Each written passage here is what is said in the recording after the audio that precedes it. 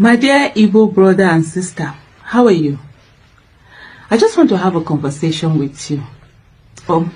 The way it's going to be a one-sided conversation.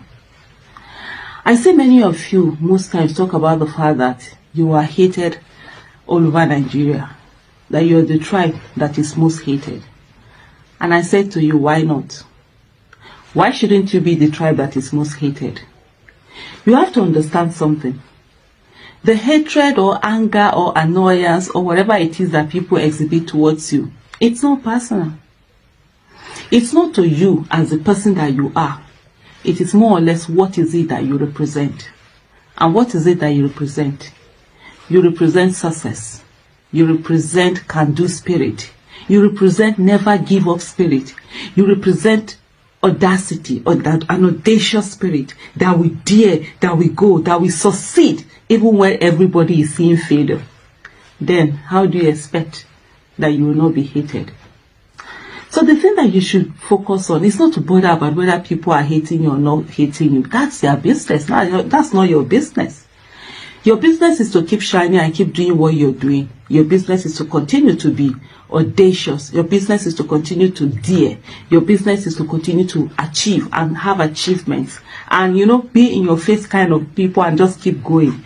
Your business is to see where other people are seeing failure and you see success and you put in the work and you're not afraid to put in the work and you go in there and put in the work and you get your failure. Of course they will hate you. Did you think they will like you before? Do you think they're going to bring roses and give you roses? No. Because in what you're doing, where a lot of people give up and do not try and do not persevere and do not continue, you dare to. You go on, you persevere, you prove everybody wrong. When they say that certain things will not succeed, you make them succeed. Then how do you think that you will not be hated? Come on. You can't have it all. You can't have being successful, being audacious, being daring, being an achiever, and then you want to have love. That's not possible. Why are you bothered? Let me give you an example. I'm an Edo woman. And if you know what Edo woman means, if you're not married, just say to your parents, whatever tribe you are, now this message is for whoever you are, whatever tribe. Tell your parents that you want to marry an Edo woman. See what they are going to see.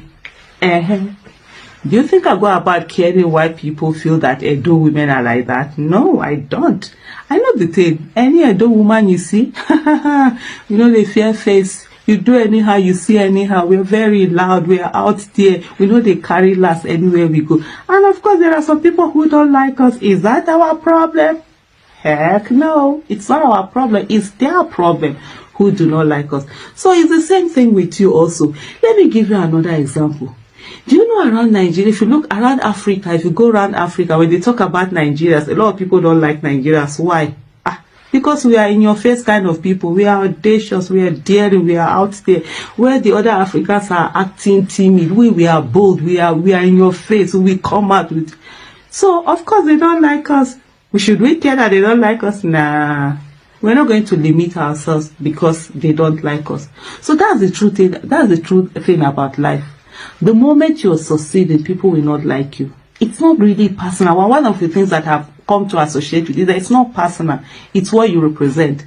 So because if you now turn to be like them and no longer be successful and no longer have that audacity and no longer dare and no longer go for things, set big goals and achieve them, they will not love you. Meanwhile, you won't have the other ones who love help. Who love help. So forget about those things. But one of the things I want to say to you, and which is the reason why I'm doing this, is to say to you that your greatest enemies are not even the people who are saying that they don't like you, or people who are showing you their hatred or any of those things. Your greatest enemies are the people, are your brothers and sisters, who tell you that you should not dare in your own country, who tell you that you should cower in your own country, who tell you that you should accept being in the third-class position or inferior citizens or second-class citizens. Those are your true enemies. You might have the same thing in common, but in truth, that mind is not there. And so these are the people that will talk to you and talk you down and tell you not to do certain things. Oh, be okay with second position, be okay with third position. Where did that come out from? Where is the Okonko spirit in you? Your chi did not assign you to be a second-class citizen in any country. And neither will Nigeria be that country that you will be that second-class citizen. Let me tell you something. No Nigerian is more Nigerian than any Nigerian. And you have a right to this country. You have a right to vote and be voted for. You have a right to support a candidate. You have a right to have one of you be president. The same way every one of us have a right for any one of us to be president. So don't allow anybody to gaslight you. Don't allow anybody to tell you all sorts of things. Don't allow anybody to tell you that you should not dare. You should dare, and you continue to dare. And you continue to win. What do you need love for? The most important thing is for you to love yourself. And that's all that matters. As an Edo woman, I don't care whether you like me or not. Sorry, I'm not responsible for that. I'm responsible for living the best of my life and enjoying myself and doing me. As long as I'm not disrespecting you, you shouldn't disrespect me. And that's it. If you don't like me, who like Ep? If you don't love me, who love Ep? Let me live my own best version. Most importantly, I will say to you, do not allow yourself to be disrespected in this country. Do not allow yourself to be marginalized. Stand your ground. And whoever it is that doesn't like you or they say you're too loud, they should wear earplugs. Thank you.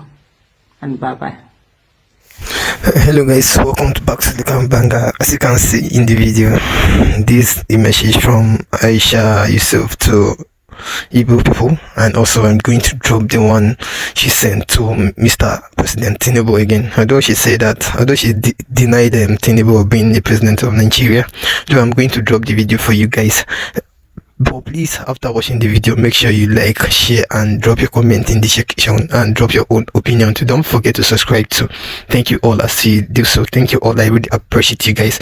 Make sure you drop your comment. I've said it before. Make sure you drop your comment, like, share, and don't forget to subscribe. If you look at the top, you see the subscribe button. They just click on subscribe button and make sure you turn your notification on. That's all for you to see our next video. Thank you. No, we don't.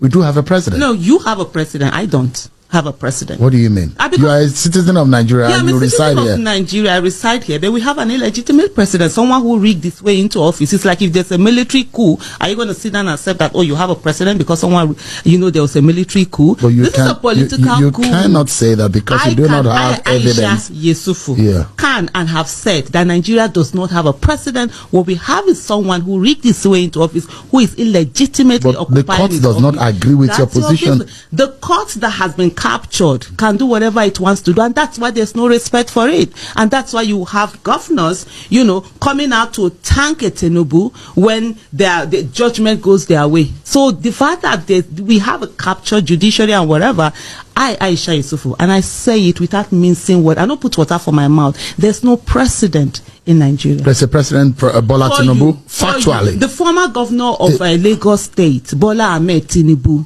yes, is illegitimately occupying an office in Shoden, and I've said it. You have your opinion, Shoden, I have my own. So why does he have to? No, there is a fact. There's a fact. There is an opinion. No, then go ahead with your own fact. This is mine. This is my reality, and I'm telling you, Nigeria doesn't have. Why is it difficult for you to accept that? Why should I accept in the next 4 years? It's no, hold on, Shehu. Someone comes to my house, steal my car, take it away, repaint it, and you're telling me that I have to accept it because it's been repainted and you have gotten papers for it. You cannot prove that. The proven or not the proven, that's not the point. This is what I'm saying to you, Shehu. This is